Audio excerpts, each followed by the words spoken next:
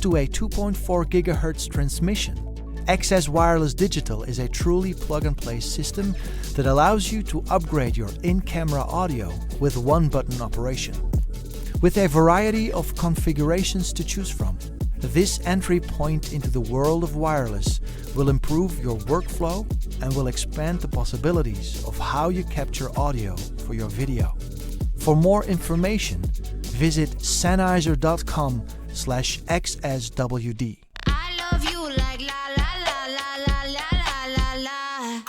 This stream is powered by Wirecast, a powerful multi-input switching and graphics solution for live streaming in any situation.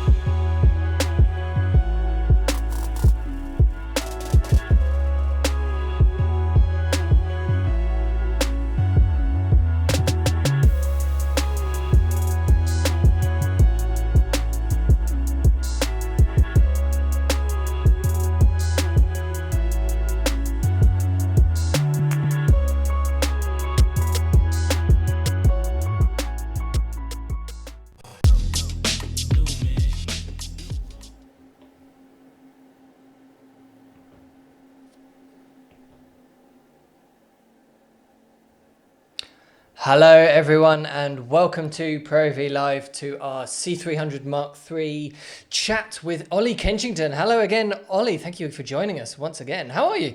I'm very well, Carl. How are you doing, mate? I'm doing all right. There's lots of very exciting cameras to talk about, so I'm a very happy bunny at the moment.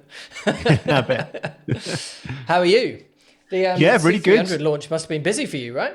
Yeah, it was a busy couple of weeks getting it shot and edited over the Easter break, and tell me about it. a welcome distraction, to be honest. Yeah, no, it's really good. I've been incredibly busy, actually, bizarrely, since all this started. I was lucky, and we managed to shoot my next MZ DaVinci Resolve course just before the lockdown, and those those courses take about a month to edit. So there's been tons and tons of post-production to do on that. And yeah, the C300 Mark III coming out, coming to me to shoot with and shoot the review was, as I say, quite a nice distraction from an awful lot of editing. So getting out and about with the camera was great.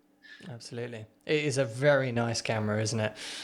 It really is. Yeah, It's quite nice.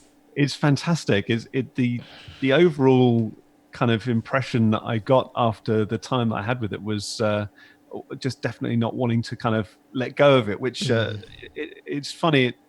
I found this when I was recording the interview, the piece to camera for the First Look film, and I found myself saying things that just sounded like hyperbole and like sales speech. And Tell me about it.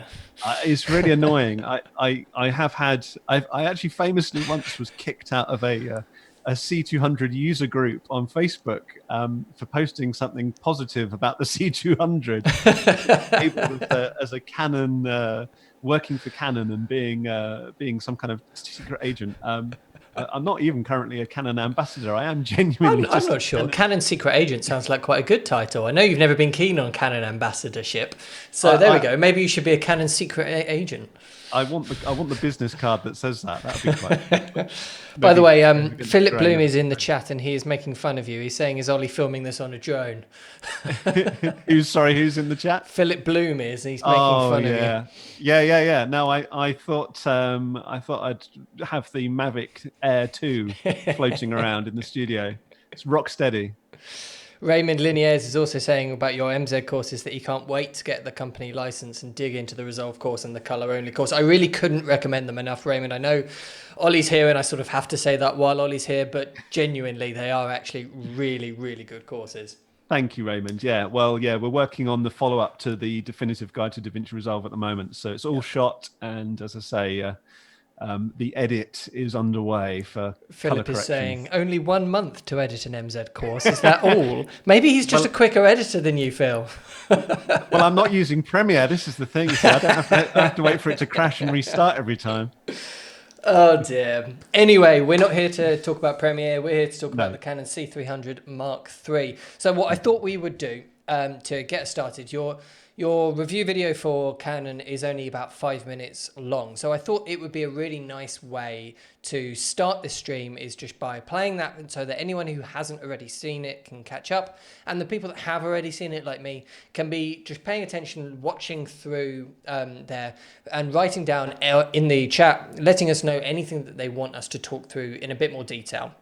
Yeah. So obviously there's some obvious things that we should cover, like DGO, high frame rates, all the rest of it. But if there's anything that Ollie says throughout this video that you want us to touch on in more detail than he can in a 5-minute video, that's what this stream is for. So perfect. Let's take it away.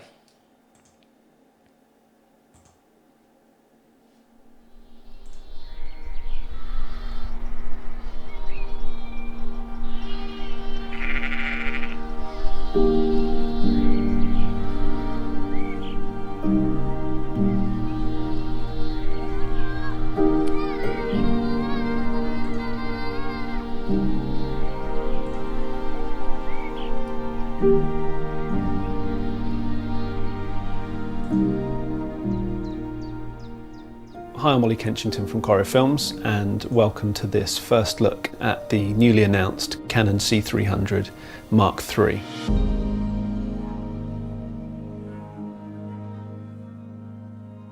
The new Super 35 sensor that Canon have introduced with the C300 Mark III is quite a big step up from other S35 sensors that they have created before. The dual gain output is a new method for Canon. The raw information from the photo sites is actually split and it's recorded at 2 different gain levels. That dual amplification and dual strategy for dealing with highlight and high saturated areas and low light and noise areas allows you to combine those 2 things together before they go through the analog digital conversion and beyond. Because it's happening before the image gets passed down the chain, you benefit from that even if you're shooting raw.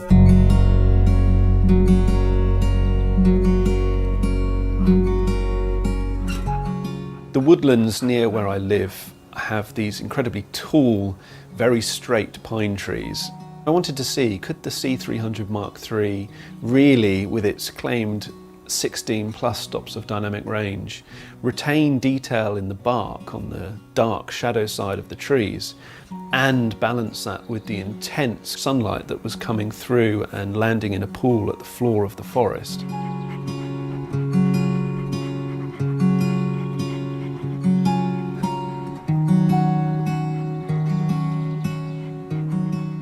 Of course, the higher frame rates really set it apart from anything else in Canon's lineup. Being able to capture 120 frames per second in cinema raw light at 4K is quite incredible.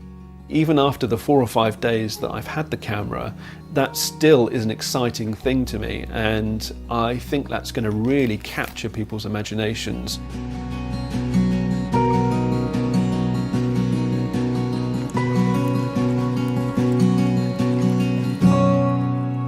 It's a great camera for unlocking a huge number of different styles of filming. From the body and the flexibility that gives us in terms of the expansion packs and the interchangeable mount, to the sensor with its increased dynamic range for tackling scenes that possibly we couldn't have tackled or captured faithfully before. The camera is quicker to operate, it's quicker to start up, it's quicker to go through the menus and initialize media and black balance. Everything's snappier and quicker. The new digital image stabilization from the C500 Mark II, which is in this camera, and of course the frame rates and the flexibility of codec choices. These are all things that help me as a creative and help us as a business use a small, lightweight, competitively priced product to punch above our weight. I can get more out of this camera. My money goes further. It's as simple as that from a business standpoint. From a creative point of view, it's unquestionably unlocking more creative avenues for us as filmmakers.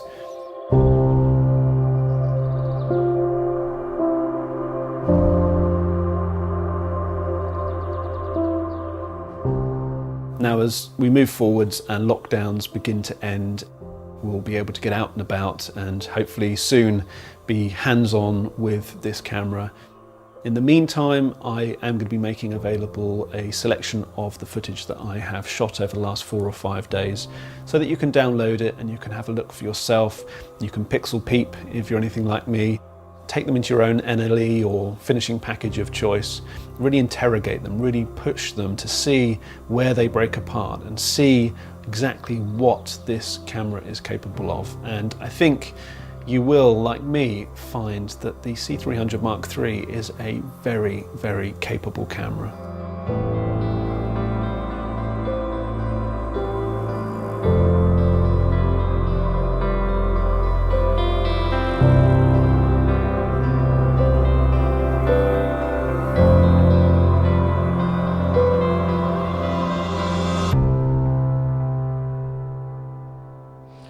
Okay, there's some beautiful footage in there, isn't there?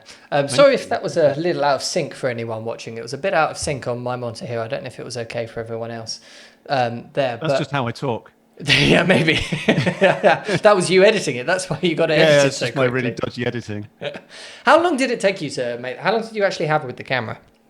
I've still got it actually at the moment. Oh, have you? I'm waiting for Canon to come and knock on my door and collect it. Oh, lucky you.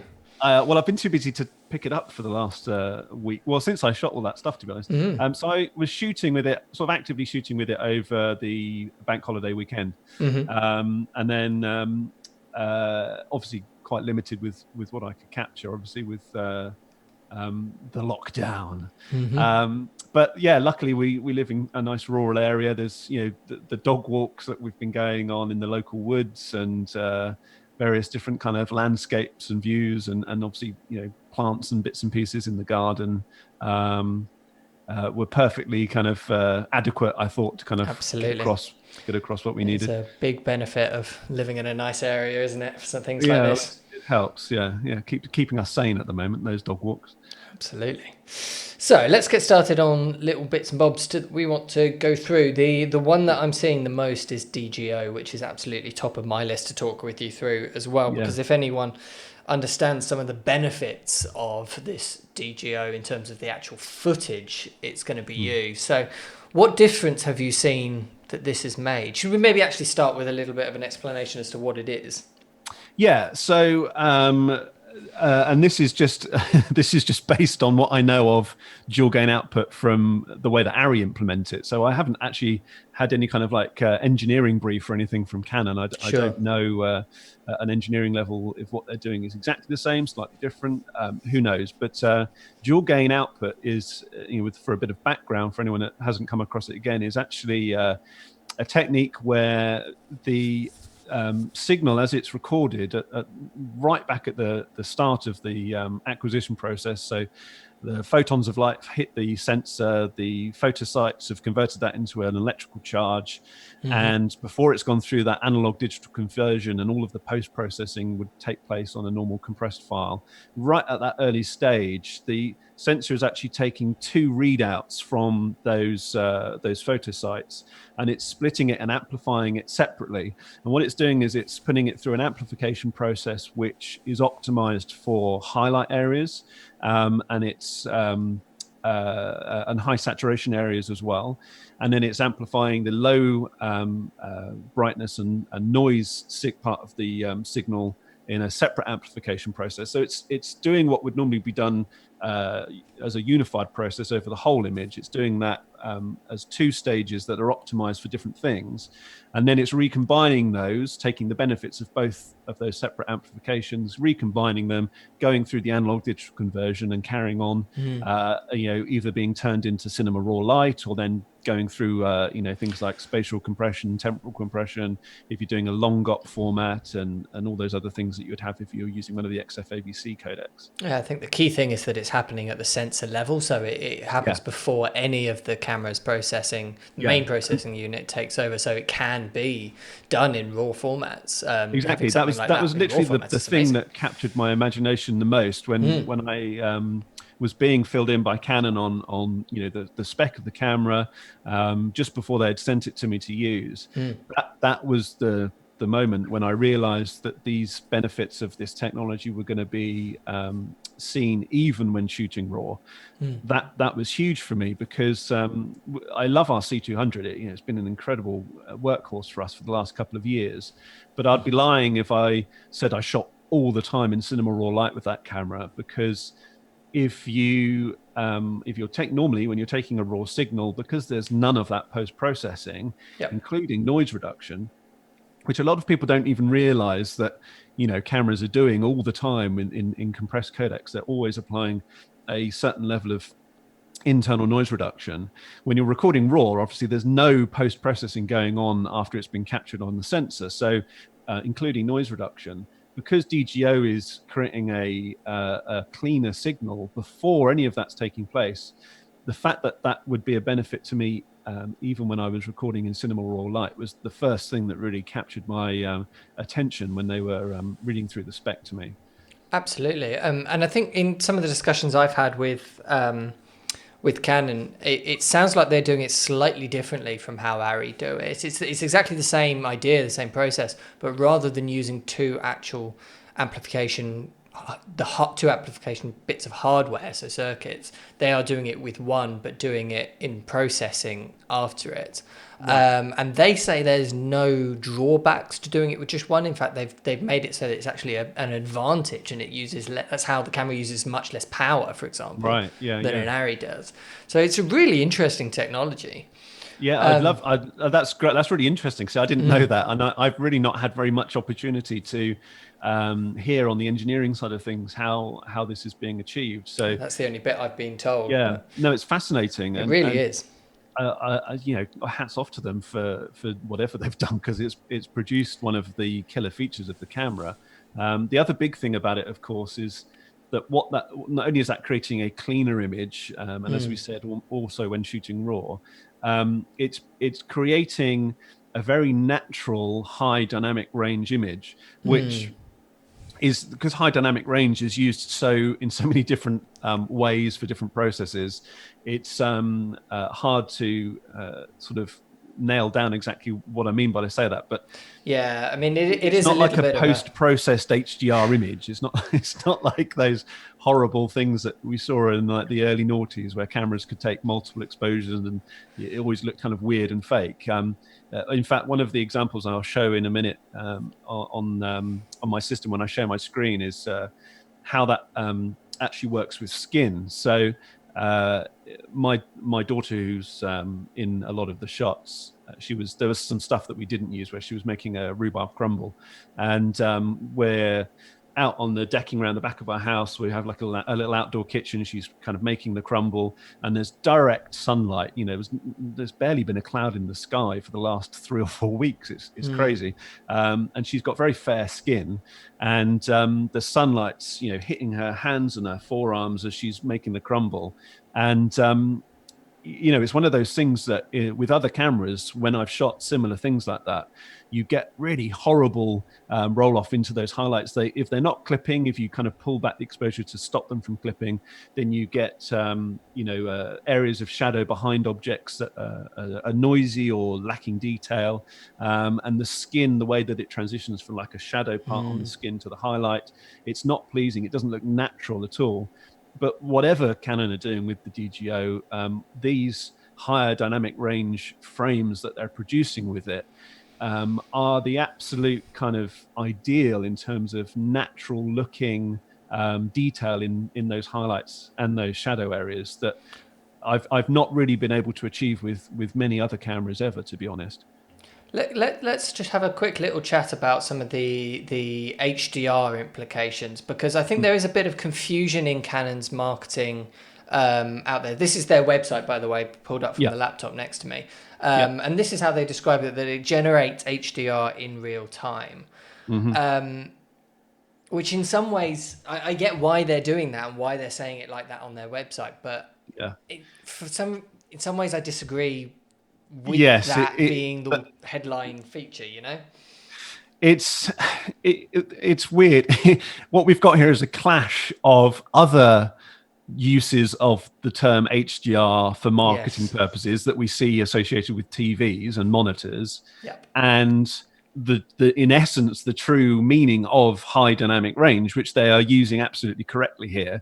I don't think without them completely making up new terminology, which probably would have been even more confusing. I don't know what else they could have done. I mean, they are absolutely right what they're doing, but it's not. I guess part of my problem with it is that it implies that DGO is only useful when people want to care about HDR delivery. So it might be quite tempting for people sitting at home to look at this and this wording and go, well, I'm not interested in HDR. None of my clients are asking for HDR. I'm not going to go towards HDR anytime soon. I don't even really understand what HDR is. So therefore, why do I care? Yeah. So I think, and that starts with a process of making sure people are educated as to what exactly HDR means in all of the terms and uses of it, whether that's a Netflix show that they're watching or a camera feature or anything else. And what it's all about is more realistically capturing the extreme differences between shadows and highlights that are in the real world around us all the time, that our eyes handle so fantastically, that traditionally televisions, cameras, and other electronic imaging devices have not been able to. So it is achieving that more natural recording of dynamic range of the differences between shadows and highlights. And you're quite right, that doesn't have to be extreme dynamic range. It happens to really shine when you're talking about that, but it's benefiting the sensor, whatever the scene that you're pointing it at. Absolutely. And it will make a massive difference for HDR delivery, of course. I mean, if you can see in your delivery format more into the shadows, then having cleaner shadows is obviously going to be a great thing, isn't it? Yeah. I was doing one of the things that's kind of really ramped up since the lockdown is the online training. So my training business, Cora Academy, was normally face-to-face. You go on site and you teaching companies, but obviously been a huge increase in online. And I was doing an HDR a bespoke one-to-one about HDR with a guy from Dubai earlier, not this week, sorry, last week. And the footage that we were practicing on, which he had shot, he sent to me in advance and we were looking at. I won't say what camera it was from, but it was a really good example of where someone wanted to use a shot for HDR. It was a nighttime scene, excuse me, a nighttime scene, and there was street lights and a really lovely landscape kind of shot. But as soon as you brought up those highlights, you just revealed there was tons and tons of noise there, and the shot needed quite a lot of work to actually make it work as an HDR image with the bright lights and then the deep shadows. Needed noise reduction applied to it, needed some very careful work with the log tools in Resolve, and we got there in the end, and he was very happy. But you're absolutely right. If you've got a camera that can capture high dynamic range scenes and detail in shadows and highlights at 16 plus stops, that's tick one. If the shadows are usable and clean, that's tick two. And if the overall image has got so much detail in it and is a nice clear image that you've got that flexibility to actually grade it however you see fit and not have to apply noise reduction and not have to spend so much time getting the best out of it, then it's making the process of converting an image and delivering it as HDR, as Dolby Vision, as a PQ file, much easier. But that's not what DGO is doing itself, but it's actually facilitating that if you want to do it at a later date. Absolutely. We're getting lots of questions about dynamic range. Canon is saying 16 stops. Trevor Pinnicky says, are you getting that 16 stops of DR as a general rule, or is that specific to one recording mode? Right. I guess that would be really in RAW, right, Ollie? So according to Canon, that you get the maximum stops of dynamic range at ISO 800 and Canon Log 2 and in one of the RAW codecs. Although that gives you the greater bit depth, but a lot of the RAW stuff I shot was at higher frame rates and therefore was 10-bit RAW.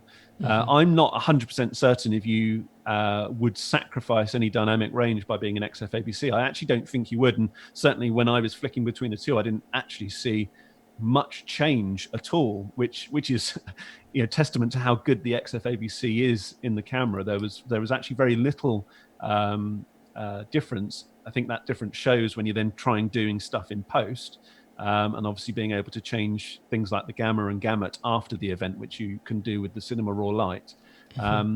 But no, interestingly, because I'm known for, and I do an awful lot of work with color, I'm always shooting charts with new cameras when I'm testing them. I'm always very interested to see how they're responding to color, and I use the charts to record the chromaticity coordinates for Rec 7 and 9, and then plot them on a vector scope and see how close the camera's plotting them. So that's how I like to kind of tackle testing color with new cameras.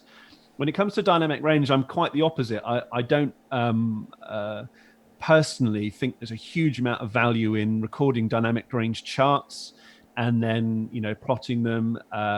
They often, at their best, they give you information that is normally not very useful to actually practically what you can do with the camera, whereas knowing how accurate color reproduction is of a camera for me is far more useful to know, this particular camera doesn't, record reds particularly accurately. That's going to be an issue with skin tones. That helps me when I'm shooting, but dynamic range charts I don't think do. So what I tend to do is what I've done here is if I go to locations where there's a scene that is very high dynamic range, and I will film that scene over and over again with various different cameras. So, the woods that I filmed here, I filmed those woods with the C200 when it came out, with the EOS R when we first got it, and loads of other cameras before that. And I think that's where it's useful for me to see the differences. And I definitely saw, and it's demonstrable in the footage when you have it up with a waveform monitor, and when you're really zooming in and looking at the shadow areas and the highlight areas, that this camera has got far more usable dynamic range than other cameras that I use. But I wouldn't be in a position to kind of quantify, it's Canon say it's 16 plus, but to my eye it looks like 15 point. I can't do that. I mean, it's all a bit Yeah. unless you're directly compare the actual number of stops. It's not really something that you could use as an operator to know how to use your camera, really, is it? What it is useful for is to compare against other cameras, but how do you do that unless you have one independent place that's testing all of them in exactly the same way directly against each other? I mean, we still don't have that in the industry. Yeah, and in a way, actually, latitude is far more important to me. How far out from perfectly exposed can you be and pull it back? That's actually more revealing to me than just quoted dynamic range. I think anyone who professionally lights and understands how to light a person or a location or a set or whatever it might be doesn't worry too much about the dynamic range of the camera. Because they are controlling that dynamic range when they're lighting it. But documentary, I can see that's a far more critical area where dynamic range is more of a relevance, because you have less control, if any, over the lighting. And there are loads of shots here that I captured where, in fact, I think all of them, I wasn't even using a reflector. There's nothing. And the fact that I can still see and recover details out of shadows or in highlights that would normally just be gone is testament to how flexible that increased dynamic range is. But it doesn't mean that I can't shoot with a camera with 2 or 3 or 4 less stops of dynamic range. It's just less flexible when you don't have control over the lighting. Absolutely. We're getting some fantastic questions coming in, by the way. Thank you all watching it. For leaving those questions. We will definitely try and get around to nearly all of them, as many as we can do anyway. Shem has put a really interesting one that's fairly on topic. DGO versus dual ISO. What's your choice? Two very different things, to be honest. One of the big benefits of DGO is that it's, unless you're in high frame rates, it's always there. It doesn't matter what ISO you're at. It's always doing its thing. Whereas with dual ISO, you have to make that decision, or do I now go up to the next dual base level to then benefit from the cleaner ISO? I think dual ISO requires more thought and requires more planning of your exposure to make sure you're benefiting from it or not. Whereas DGO, in a way, is a much easier technology, because if you're in 60 frames per second or less, you don't even have to think about it. It's just there doing its thing. Absolutely. But they exist for two different reasons, and I'm sure I'd be interested to see, but I would assume that a dual ISO camera, if set up exactly right, would be cleaner at higher ISOs than a camera without it. Such as the C300 Mark III. But I think DGO is designed to give you an overall increase in dynamic range and a cleaner image and more usable low end and a more usable high end, whereas dual ISO is all about achieving a brighter image with less digital noise. So they seem like they're similar, but they're two very different things. I do wonder which if one they're... I prefer. I couldn't possibly make a judgment, because actually I've not used a camera with dual ISO. I don't think I've used lots, but even I would really struggle to be able to choose which one I would prefer. I do wonder if they're actually mutually exclusive, but especially with this new way that Canon are taking it out with one amplification circuit and then using processing to do that. What I think might be mutually exclusive is Canon's dual pixel autofocus technology and dual native ISO. I don't know whether there's scope for those two to both be active in the same camera or not from an engineering point of view. I don't know. That's me theorizing.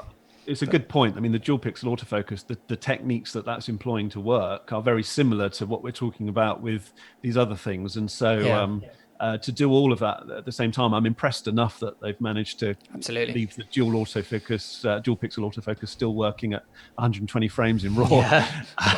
So we won't get too far ahead of ourselves. But it's an interesting question anyway. I think what Canon are doing with DGO is making sure that we have all of our tools to make the image as good as it possibly can be in the main recording modes that we use nearly all of the time in the camera, rather than improving the fringe aspects, if you like, of the camera, where it's very useful in some situations but not useful all the time. They're trying to give us a better image at all times, if that makes sense. Yeah. So maybe that's a better way to do it. Maybe it's not. It's very hard until I guess we really do some tests and see how the C300 Mark III compares to other cameras in terms of high ISO performance. It'll be hard to tell how much we're sacrificing by not having something like a dual native ISO.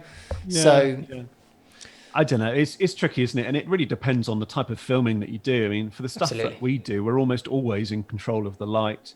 And if we're not, knowing that, my camera can go up to 6,400 is really useful to know. But that's a level that I would almost never in practice go up to with our type of work, because we don't need to. I would estimate that about 95% of everything I've shot over the last 2 or 3 years with the C200 has been at ISO 800 or less. And would you rather that the 5% where you weren't shooting that looked better, or would you rather that the 95% looked better? Yeah, exactly. Okay, so let's get on to some other questions. I think that's more than enough on dynamic range, don't you? Yes. So let's see. We've got a couple of questions about lenses. So I did one. There was one thing actually. Sorry, Carl. There was one thing that I was going to say when we were talking about that HDR, which is potentially an additional complication, and not one I'm 100% certain on myself. But there is another HDR related feature of the C300 Mark III, which is to do with HDR, as we might think of it, and that's that the C300 Mark III has Rec 2020 PQ and HLG custom picture presets, which coming from my C200, which is our main camera, if we want to do HDR, we have to record in cinema raw light, and then we have to develop that as Canon Log 2, and then we have to put that into Resolve into a Rec 2020 ST2180 project to get it to work as an HDR file properly. It is nice to see in the C300 Mark III that in XFABC or RAW, there's a custom picture preset, just like YDR or C-Log 3. I can just put it straight into PQ or into HLG, and it will record that image in that gamut and gamma, ready for working, and it picks that up correctly, or certainly in Final Cut 10 it did, correctly identified that without any additional processing or tweaking at the other end, which is another kind of HDR related feature of the camera, though absolutely, and really useful for HDR production in the area that I think the C300 lineup has always been very aimed at, which is broadcasty sort of TV production. Well, particularly the HLG, world.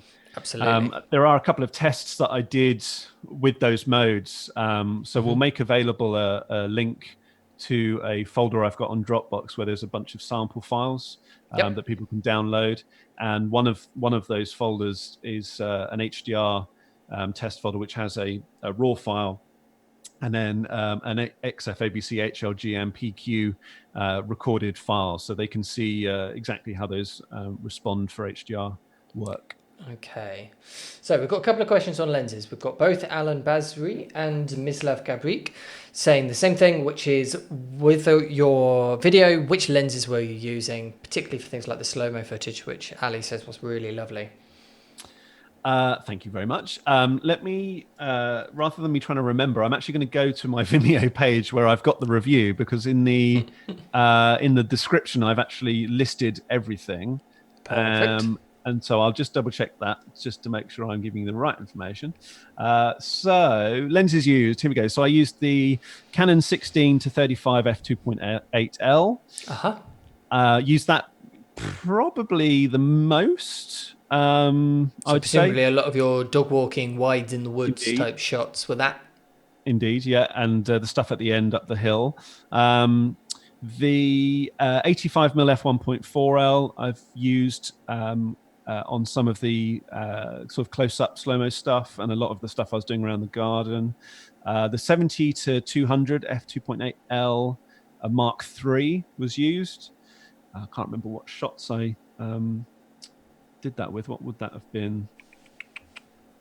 So I think again some of the the lamb stuff, the shots of the lambs at the very beginning.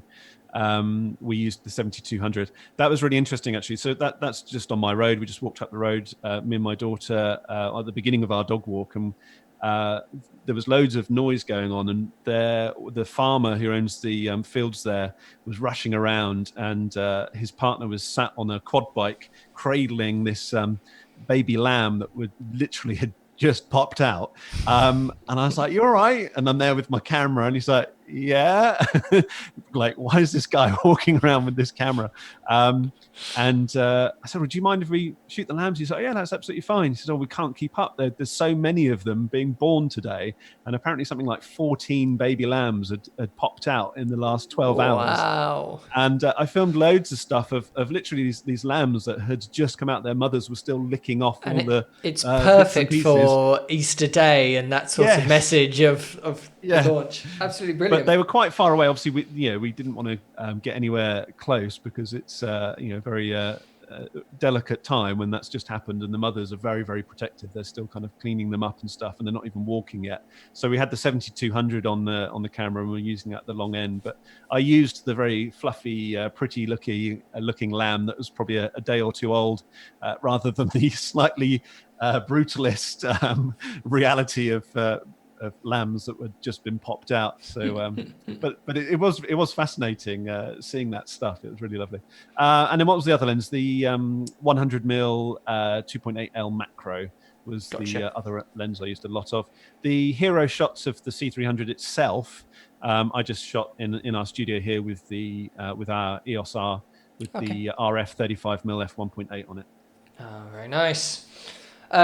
Julian Wakefield says hi. Hello, Julian. Hey, he has Julian. a question about bitrate and file sizes. Is there a reasonable 4K option / codec that won't fill up cards super fast? Filming everything at 400 megabits a second is scary for our hard drive budgets and offload times. Yeah, fantastic question, Julian. So a first, I think I'm right in saying, a first with this camera is the XF-ABC long GOP options. I think it's not the first time Canon have had long GOP. No. But I think it is one of the first times in their current Cinema EOS lineup that they've given us such a clear choice in camera, being able to swap between XF-AVC Intra and XF-AVC long GOP. Yes, indeed. Yeah. And when you're in that long GOP format, Julian, it drops down to 160 megabits per second, which is still a pretty good data rate when you consider the long GOP format as well. So that should be a very good quality file. Now, I actually tried to record a few of them. I don't know. I presume it's just an issue. It was a pre-release camera, pre-release firmware. It could be that the files are fine, but it's just because Final Cut Pro doesn't know that these files exist yet. But they came through to my software and appeared only as audio-only files when I tried to record a few long GOP tests. So I wasn't able to actually look at the results with those files. But those options are there in the camera. There is obviously then a separate conversation about, are you comfortable recording in a long GOP format? Years ago, I put up a comparison between shooting intra and interframe codecs.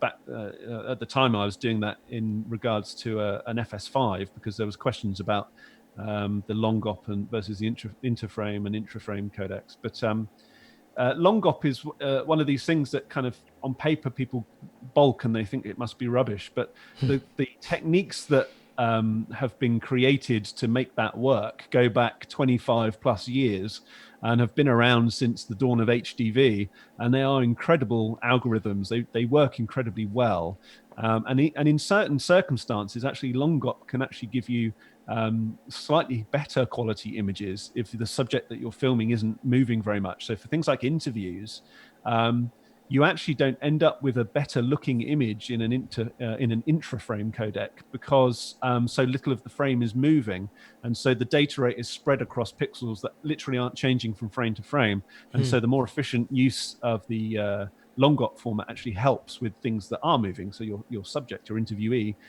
Conversely, long-op isn't quite so good when you're pointing it at things where there's a lot of organic and unpredictable movement, because these algorithms work by predicting where objects are moving from and to.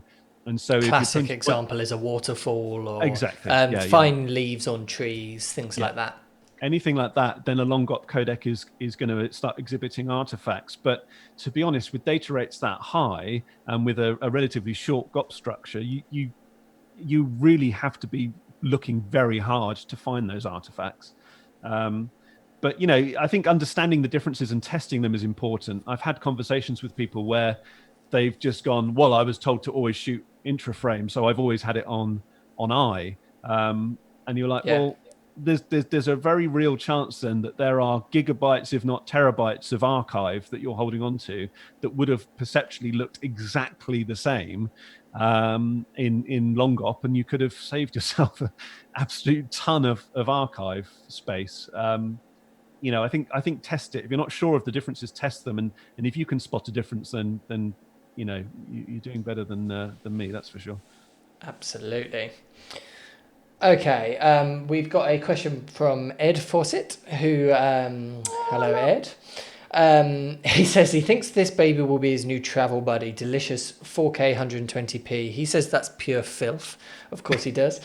Ed, he's asking, reckon you might get your mitts on an R5 at some point too, Ollie? Oh well, let's not run before we can walk. Yeah, I think it's still a couple of months away, that camera, isn't it? I reckon so. Yeah, I think I presume because of the frequency with the updates that they've been giving us that it's going to happen this year, but who knows when. I would love to. If Canon are watching, then please do furnish me with an R5 as soon as you possibly can. If Canon are watching, I'll have one too. Thank you. It looks incredibly exciting, and I know a lot of people are looking at not just the C300 Mark III and everything around that's exciting, but partnering that with these teasers about the R5, and understandably, a lot of people like me are thinking about an A/B combo with those two that could be quite stunning. They might be quite a combo. Yeah. We'll wait and see, though. So a couple more little questions on the C300. Christopher Hughes is asking, can you have an A30 battery in the camera and add the expansion back so you can hotspot V-Lock batteries? Great idea, Christopher, but no, you can't, I believe. No, you can't, no. No. But the powering side of things, whereas with our C200, we've got a couple of A30s and I would stick them in and not think too much of it. I wouldn't really, unless you were sort of desperate and it was the end of the day and you just chucked it in, I wouldn't probably use A30s with the C300 Mark III or the C500 Mark II either. I think the A60s are a much more usable battery to have in there. Yep.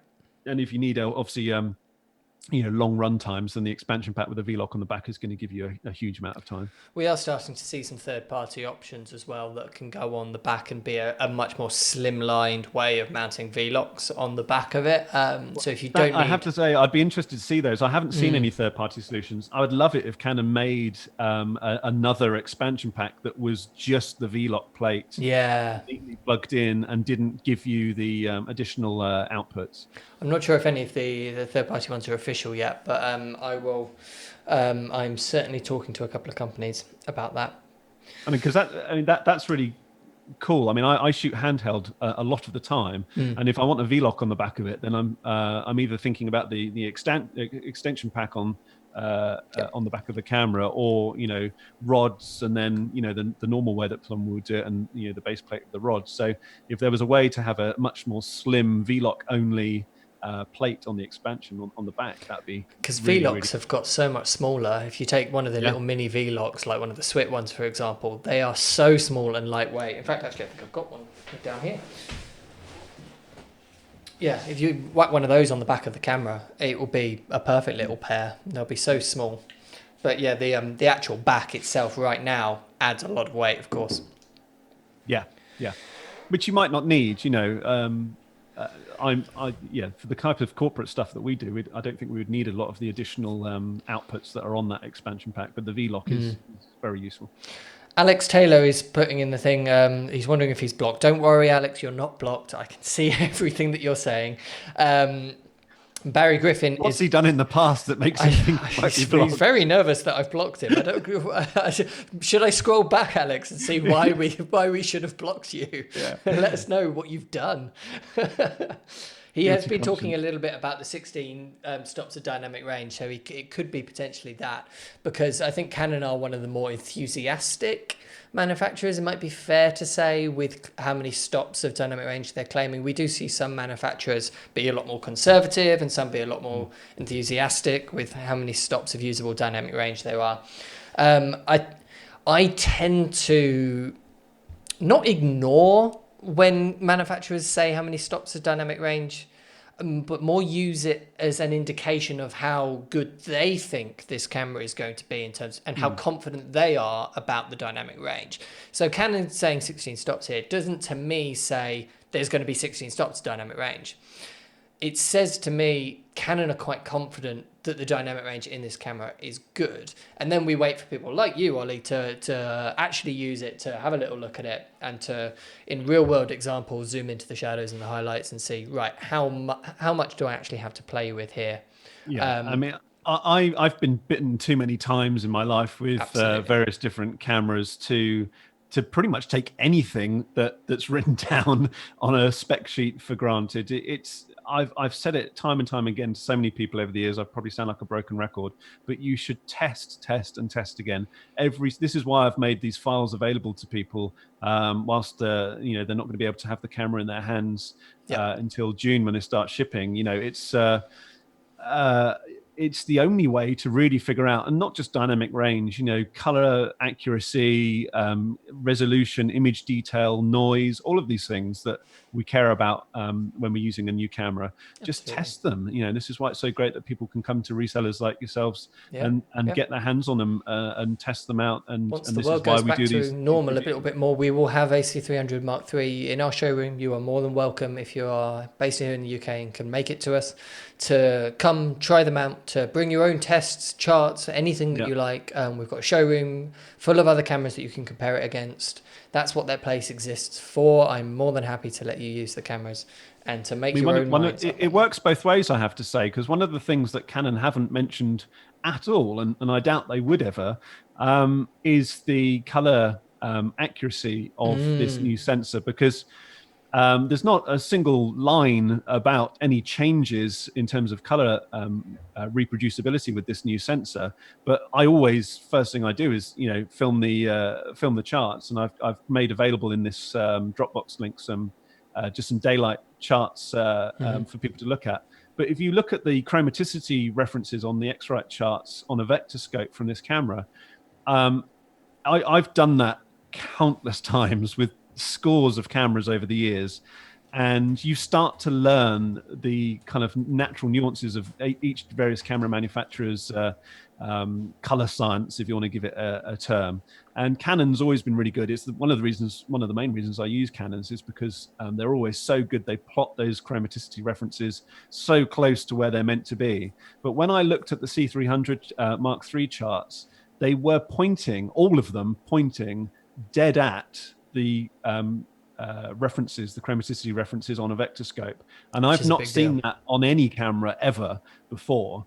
That's quite remarkable. So no, it works both ways. Canon haven't mentioned that at all in their blurb, but because of my testing, I know that this camera is one of the most accurate for color accuracy and reproducibility of your subject of any camera that I've ever used. So well, maybe this is a good time to jump over to your computer and have a little look at some of the footage in there. The Dropbox link that you emailed me earlier, Ollie, that's something which I can just share with everyone, right? That's something you've already put out there. Yes, so that it's the Dropbox link to the files, the demo files, the sample files. Yeah. If anyone loses it or can't get access to it, you can also just go to our Vimeo page and if you look at the that's the review, Coro Films. Yeah, the Coro Films Vimeo page. It's in the description, the link to it as well. So there's quite a good selection. I'll run through some of them now. So I've just put the link into the chat for anyone that wants to play along live, and I'll put it in the YouTube comments as well. So let's head over to Ollie's stream Screen. There we go. Okay, so this is my select. This is just some selects. So I was just throwing down some shots and just having a little play around with them and looking them under the scope. So this is one of those sequences that I was messing around with. A couple of different shots in here that are not in the review, and some of them that are. It's worth pointing out before we get too far into this for everyone watching at home. Remember that you are looking at a stream of, Yep. but it's been captured into Wirecast of a Zoom call screen share. So this is certainly not the best viewing environment for this footage. Yeah, no, please don't. But hopefully we'll get the general impression. Yeah, like I said, download the files yourself, and Yes. then there's nothing between you and the actual image then. Exactly.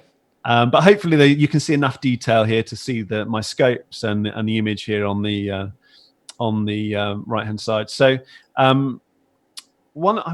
me see if I've got those. Oh no, I think I've got them in another program. Anyway, let's look at this one just in terms of dynamic range. This is one of the high dynamic range tests that I shot, and this file is available in that pack of sample files to download. It didn't make it into the final film, but it's similar to the shots that we had in the forest. So I think this is one of the shots that's in the final film, and there's a version of this that's also available to download, the original .crm, the Cinema Raw Light file, available for people to download. So that's one that made the final film, but this is also one of the shots. And if I zoom in, well, first of all, if we look at the scopes, you can see, hopefully you can see my cursor. I'll wiggle it and it should get bigger. That sounds wrong, doesn't it? But you know what I mean. So the cursor here is hovering over the shadows of the image. So if we bring this down here, so we're around about sort of 10 IRE with the shadows, and so there's plenty of detail. If I zoom in, I'm just going to go to 100% on my canvas and zoom over here. So we're looking right into the sort of bottom right hand corner. This sort of gully here is an old bridle path, a very old bridle path, hundreds of years old, that is probably about 15 to 20 foot deep. So it's hard to get a sense of the perspective, but the top of this rise, where the sun's just creeping over there, to the floor down here is a difference of about 20 feet, and the sun is behind, obviously, that rise. So all of this is in deep shadow. There's not any direct light on this at all, only what's reflecting over the other side off the sort of trees and the other side of the bank and making it back over here. So the camera's having to resolve detail both in these shadows here, but also, obviously, I've deliberately framed it so I've just got the sun and those beautiful kind of rays coming out from the odd-numbered aperture blades on the lens, and it's having to contain all of that. Now, it's obviously going to clip because I'm pointing it directly at the sun. But if you look at the area that is clipped, which you can see based on the flat top there, so you can see the flat top of the traces. This has got no LUT on it. This is literally just straight from the camera, the raw file. The area that's clipped is the sun, and then probably to about here. You can see that the distance here. So it's roughly from the middle of the sun to about this area. So as soon as you're this far away from the sun, everything else in this sky and in the foliage in the trees has very good usable detail in it, and all of these shadows down here. Now that I can't look at that and say, yes, there's your 16 plus stops of dynamic range, but I can look at that and say, I've tried filming in this location many times before with other cameras, and either this ended up being similarly sort of bright and high in the waveform monitor, but full of noise, horrible RGB noise that would need to be dealt with severely in post-production, or I've had to bring the exposure of the camera up so high to clean this up that this area that's only clipped in this small area right now is actually clipped in a much bigger area, which of course some camera manufacturers, in order to clean up noise in areas like this in a log curve, say you have to overexpose the image by a stop or two stops in order to do that. with a shot like this, if I had have done that, if I had have been using one of those cameras to make sure that this was usable down here, then the area that would have been clipped up here would have been much, much bigger. So that's, a tangible, demonstrable benefit of a high dynamic range sensor. And if I zoom in on those shadows, there is a pattern to it. There is a texture to it from luma noise that's there, the noise floor of the camera. I find it actually more than acceptable. There's no chroma noise there. There's no color noise that, to my mind, is when it really starts becoming sort of quite objectionable. It looks more like the type of pattern that you would get from grain from a high ISO film stock. You won't be able to see it with the compression through this Zoom call, but this file, as I said, you can download and you can have a look for yourself. To my eyes, it's perfectly usable. Very nice, as nice as noise can possibly get. Certainly usable for this image. And I wouldn't bother adding any noise reduction. But if I did want it to be super clean, it would only be a couple of, maybe 2 or 3 points of luma noise reduction to get rid of that entirely and have a very clean plate there. If I look up at the highlights over here, as I say, we're talking about only this small area here from the sun to about here that's clipped, and then all of the rest of this is details, all of these small little leaves. And this is really what attracts me to this scene, was all of these tiny little splodges of leaf that were just coming out and starting to come into leaf at this time of year. They're one of the things that I love about spring. You get this kind of slightly painterly effect with the leaves that you don't get as they get bigger, because they start to just overlap. And then, of course, they're this very vibrant, saturated yellow-green when they first start opening. So the color is really nice. And if I had got back and found that was muddied or clipped, or the definition wasn't there, then that would have been disheartening, shall we say. Sure. I think this is the key thing with it, is that it makes... I mean, I've seen lots of cameras that would have captured that, but like you say, they would have had noise levels down on that bank that would have needed some serious attention if you wanted to do anything other than crush that bank away into the blacks. Yeah, I think this is I can't remember when I did this grade. I certainly didn't do it ready for this, but if this is just a basic grade that I did on it, and I've managed to, again, I don't know how well this comes across on this Zoom, but if I zoom in, all of that texture of the detritus on the floor here is all still there. I haven't crushed it out. And I've still got all these lovely, this is what I mean about these speckles of vivid green leaves up here. It's all really nice. Still, no more of the image clipping than it was. Highlights are still where they were. This is a nice, usable image. There's nothing really to worry about there. Should we look at some of the other shots? You mentioned a shot earlier of your daughter with her fair skin tone. Oh yeah, so this is the shot. So I didn't end up using any of this stuff, but I see. Yeah, there in the background. So it looks very natural, that's graded. Let me turn the oh, hang on, did it with the wrong one.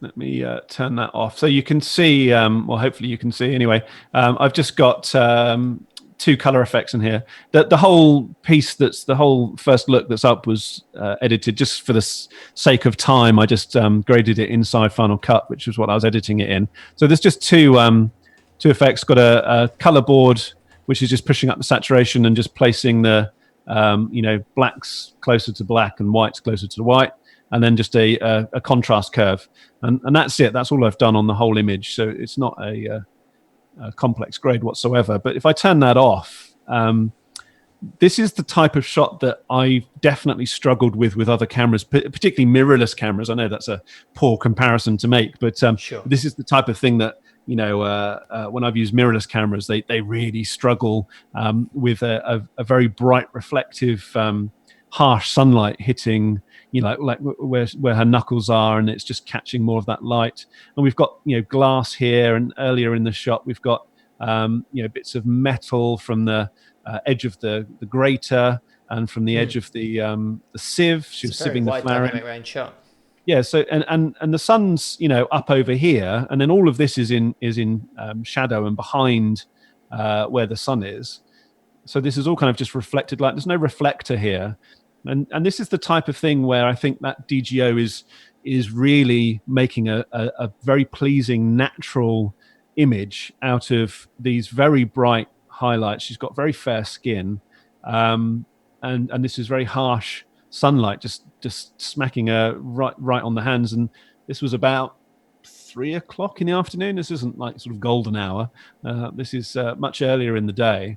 And it's just, this is the type of thing that I know would have been a problem for other cameras, and the DGO is kind of, to my eye, anecdotally, it is certainly impressive. We're still getting an awful lot of chat about 16 stops, and is it really 16 stops, all the rest of it. Dennis Schmitz has just put a little comment to reply to that. 13 usable stops, more than anything else on the market but ARRI.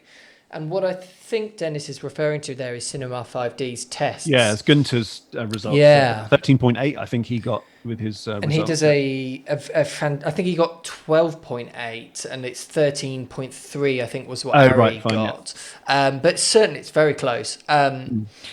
This is part of the problem. There's no standard for testing. So this is what I said earlier about there being an independent place doing that. And Cinema 5D are doing an absolutely brilliant job.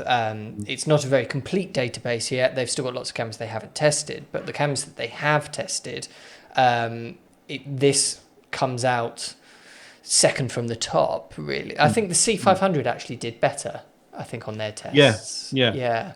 So I think from memory, the top three are the two is C500, and this is now the third spot.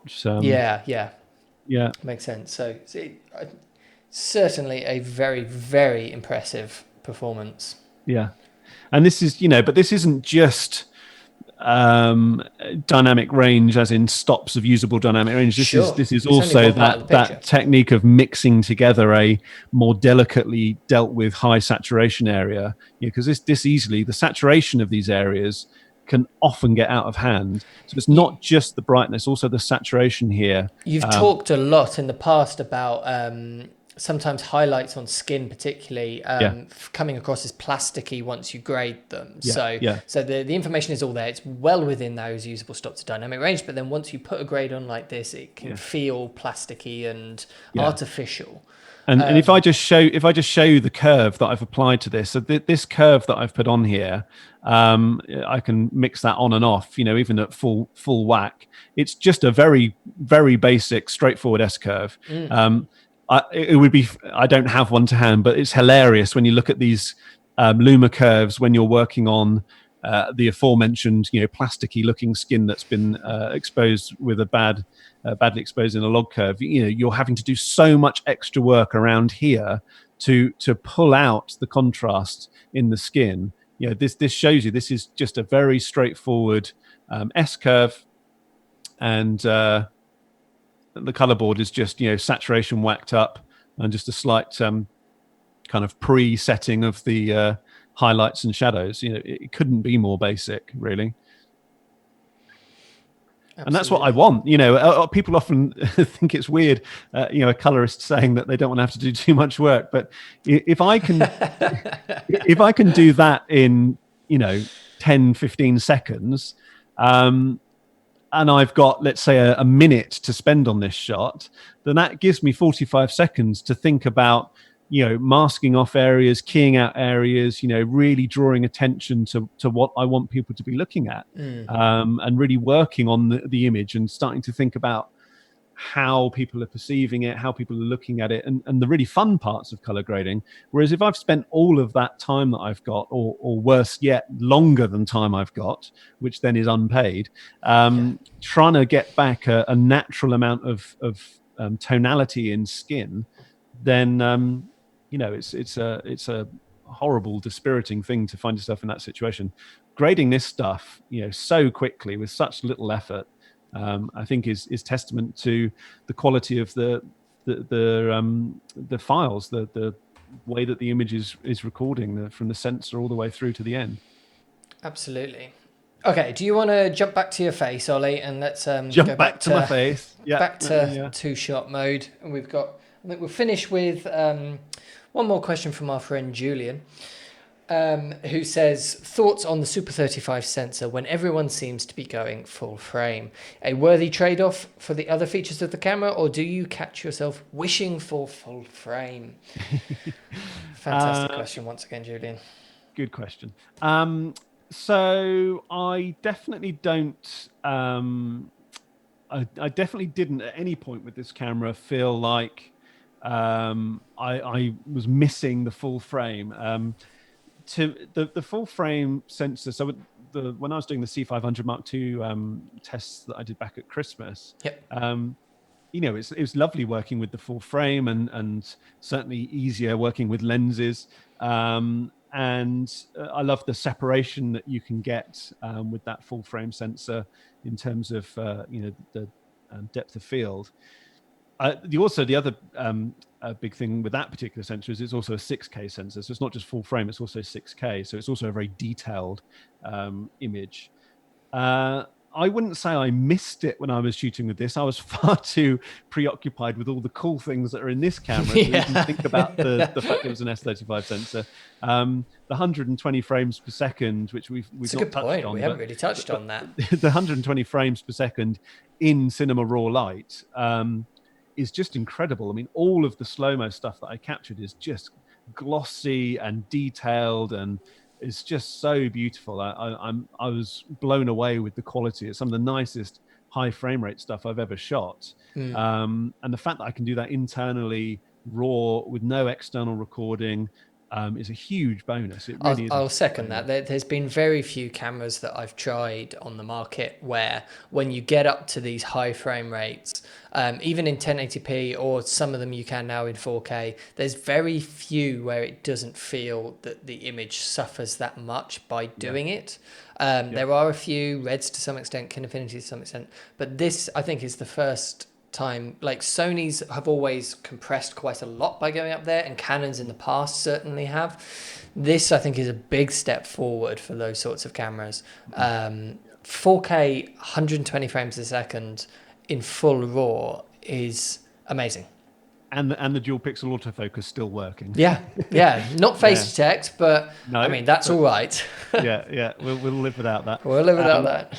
Funnily enough, the last time that I shot 120 frames raw with anything, I also shot in my garden, and I was doing a little test with the FS5 do you remember when the FS5 got its raw output upgrade? I sure do. So it was, I don't know how many years ago that was, but I was doing that as a test actually for Atomos. And so I was using the Shogun to capture the raw output. And of course, I never got that raw file. I just knew that I'd paid for it to be able to output that raw image from the camera over the SDI. But then, of course, that was then captured as ProRes with the camera. So I never actually got the raw file itself to work with anyway. Obviously, the additional bulk and batteries of using an external device to record that. And even if you take all of that away, the actual resulting image, it was fine once I'd worked on it, but it wasn't like this. It wasn't like it just kind of fell into place with no effort. It actually needed a fair amount of effort. And when you zoom in quite tightly on those shots, which look great, on social media and online, but if you actually zoom in on the image that I captured at the time, there's a lot of very muddy colors. There's kind of lots of weird chroma artifacting that's going on, which thankfully, because it's 4K, when it's scaled down, you kind of lose that. But that's nothing like the experience that I had here, where it's incredibly detailed, high quality, high frame rate stuff. I get the raw file that I can still work with, no external recording necessary, no additional equipment needed. It's actually a stark contrast from the last time, as I said, that I had to do that. Dennis is saying lots of noise in 120p. Have you noticed more noise levels when you're shooting it up at 4K 100 frames a second, Ollie? No, No, I didn't actually. I don't think I have either. I was very surprised that there were two things that really surprised me, to the point where I nearly called up Canon and said, "Is there something wrong with the firmware in this unit?" Because I didn't notice, first of all, that there was much difference when in image quality when I was in the 120p, even though in theory the DGO should have been disabled by that point. Yep. And I thought, well, that seems weird. At this level, this shouldn't be working. And yet I still seem to be able to shoot very, very low noise, highly detailed, high dynamic range shots. And the other thing was that the recording time gets considerably longer when you go into 120p conform to 25. It's a huge difference. So I think it shoots up by about nearly 2 or 3 times. So I could record for ages, and that made me think, well, if it must be shifting the compression ratio that it's using in order to achieve that. But once again, how come the image still looks just the same? If it's doing that, how come it still looks just as good as it did before? So, I mean, it's a lovely puzzle to have in front of me, but I was gobsmacked at how good the high frame rate was in terms of quality and noise. And as I say, thought maybe something untoward was going on, because it didn't seem any different from what should have been the optimum settings. I will echo that. I tried to do some tests where I was directly looking at the noise levels between the two, and it was ever so slightly higher in the shadows because the DGO turns off, but I really had to look. And Dennis has clarified he was actually talking about the S1H from Panasonic there, not the C300 Mark III, and that managed to make much cleaner 120 frames a second. That makes more sense. I'm not reading the previous comments. Okay, just before we wrap up, I want to talk a little bit about the C500 Mark II, because this is something I have seen quite a lot, is people who have bought the C500 Mark II or have previously been thinking of that as something which they really wanted. But now we're seeing the 120 frames a second on their C300 and going, oh, that also looks quite nice, very understandably. There are still a lot of advantages for that full frame sensor, and there is a reason that we are seeing the industry shift towards large format beyond just the direct image quality improvements. Whenever you actually hear a lot of DPs talking about the reasons why they've decided to go with a large format capture for a film or a Netflix show or anything like that, they normally talk about the lenses that they can use. Is that they can capture the shot that they would capture with a 50 with a the shot that they would capture with a 35 with a 50 instead, and that means that they get a more flattering image that they feel and less distortion on the lens and all the rest of it. So there are certainly a lot of benefits and reasons that people are choosing a large format sensor beyond just all the nitty-gritty that we like to talk about when we're in things like this. But is there anything you'd like to add to that, Ollie, in terms of your thoughts between the two? Do you know what? It's interesting. This cropped up in conversation yesterday that I was having, and I actually went back and watched in 4K the C500 Mark II tests that I shot back in December, because I haven't watched them since. And I was watching my Vimeo. So I was using the Vimeo app on my LG 4K OLED TV, which always shows this stuff off really well. And in fact, if anyone's got the Vimeo app on their smart TV, I'd recommend that's a good way to watch the review, the first look film for this, because this stuff really comes alive as soon as you see it in 4K. So I was rewatching that, and I actually watched my first look film for the C300 Mark III, and then watched the C500 stuff back to back. Yep. And I have to say, I'd forgotten, but I have to say that the level of detail and the sheer kind of eye-watering detail that you get from the C500 Mark II is quite apparent compared to the C300 Mark III. And if I was shooting a feature or a TV show, a drama or something, and my goal was quality and detailed image, high dynamic range, because as we've just said, the C500 Mark II actually has almost as good, if not still slightly better dynamic range compared to the C300 Mark III, because of course it's a larger sensor, larger photo sites. and the benefits of the image separation, as you say, with the full frame lenses, that I would choose that camera every single time.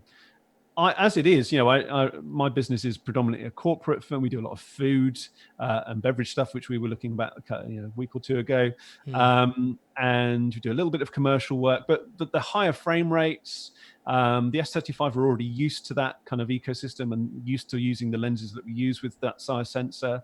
The RAW, the DGO, the high frame rates, those all make this actually, for my business, the camera that I would choose. But if I was a cinematographer that was shooting features, I would choose the C500 Mark II over it any day of the week because, yes, it's more expensive, but it's actually not that much more expensive. No.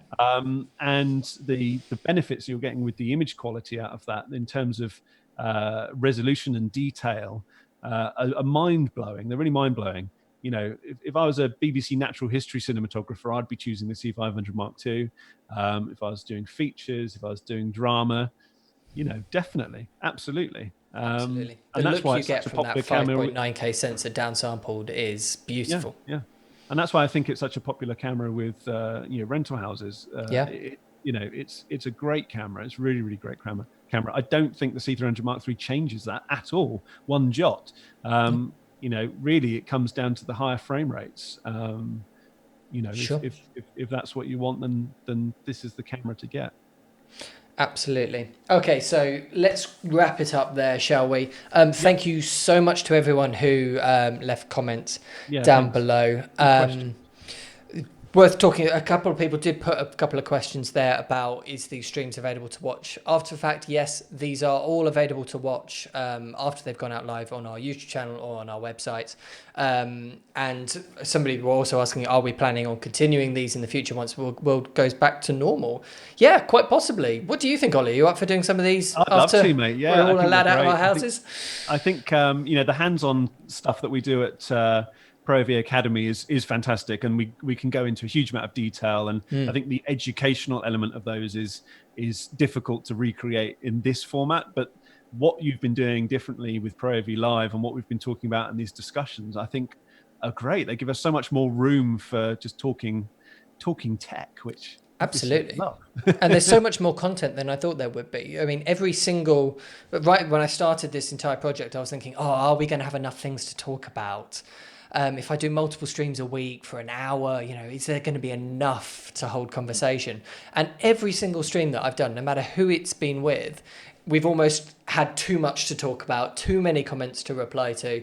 It's been fantastic. So thank you so much to everyone who is watching and who is getting involved in the chat there with everyone's comments. They really do make these streams. So thank you very much. And thank you so much for your time, Ollie. My pleasure. Absolutely. I'm very jealous you've still got the camera there. Why are you glued to your edit desk? Go out and play with the camera a bit more, mate. I know. Well, I'm kind of like worried that if I start getting it all unboxed again, that there'll be a knock on the door and a courier waiting to take it away. So I at some point it will go, and I don't know when I'll see it again. I do genuinely.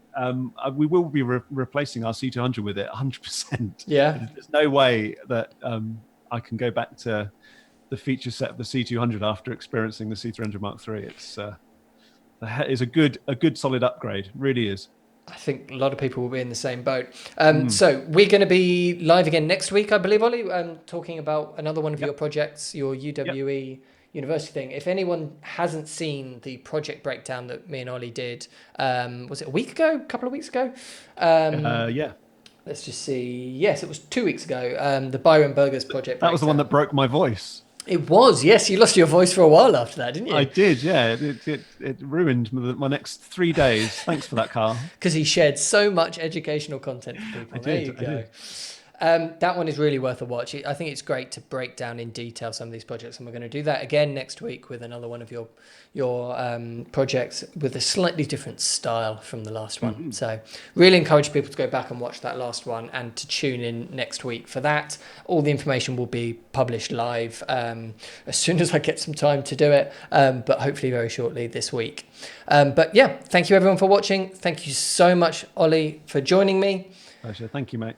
And I'll see you very soon. Take care.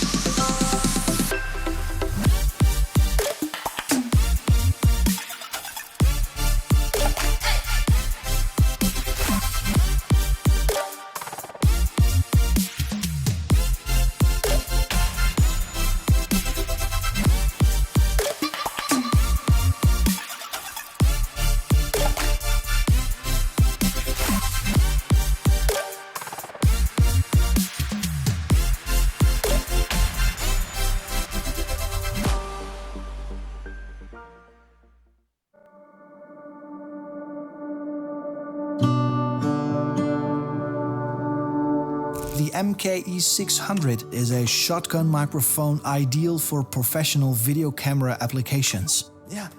Maximal rejection of ambient side noises thanks to pronounced directivity. And because the MKE600 has a very good suppression of structure-borne noise, it makes one of the most versatile all-round shotgun microphones on the market.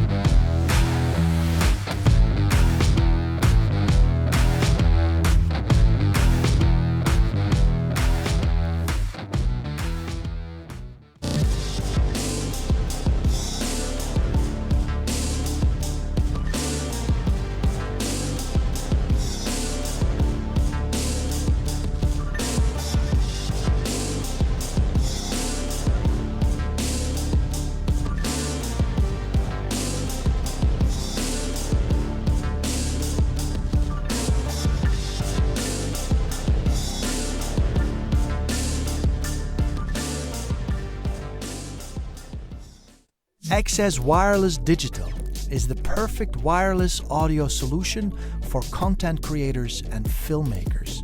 Thanks to a 2.4 GHz transmission, XS Wireless Digital is a truly plug-and-play system that allows you to upgrade your in-camera audio with one-button operation. With a variety of configurations to choose from, this entry point into the world of wireless will improve your workflow and will expand the possibilities of how you capture audio for your video. For more information, visit sennheiser.com/xswd.